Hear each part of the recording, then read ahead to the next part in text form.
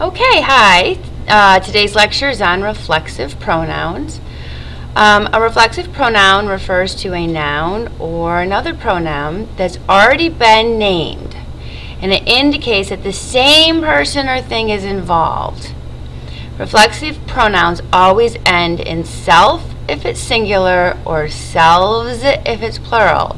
Notice it's VES, that rule about making nouns and pronouns plural that end in F. It's the VES rule.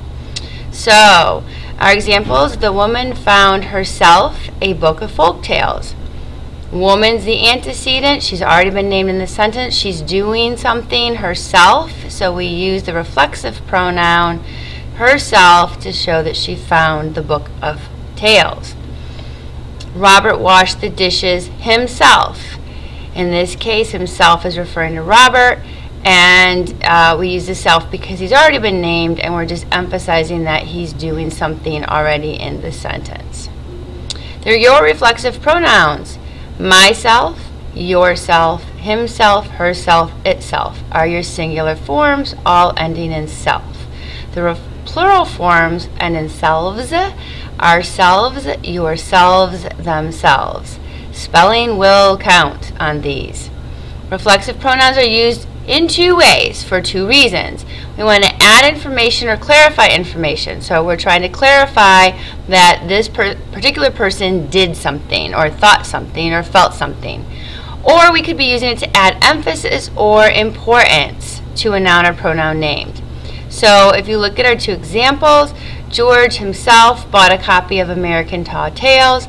We're using the reflexive pronoun himself here, the antecedent being George, and in this case is to clarify that he bought himself a copy of the Book of American Tales. He was not buying it for someone else, he was buying it for himself.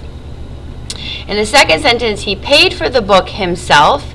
In this case, himself again is referring to he, which refers to George from the previous sentence. So George is still the antecedent. In this case, we are adding emphasis that he's paying for the book himself. We wanted that to be very clear. Okay? We never use reflexive pronouns as the subject, so you would never say Roy and I.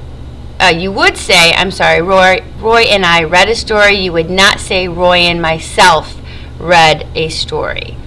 It is only ever used when you have the antecedent already named in the sentence or a pronoun that's replacing the antecedent in the sentence. In this case, this sentence, I, is not anywhere in the sentence, so it would be incorrect. I could say Roy and I read a story ourselves. I could say Roy and I ourselves read a story, but I could not say Roy and myself read a story. For your assignment, you're to write a sentence using a reflexive pronoun correctly and identifying the reflexive pronoun in the sentence. You can bold it, italicize it, make it a different color, underline it, but please make sure you are identifying the pronoun in the sentence.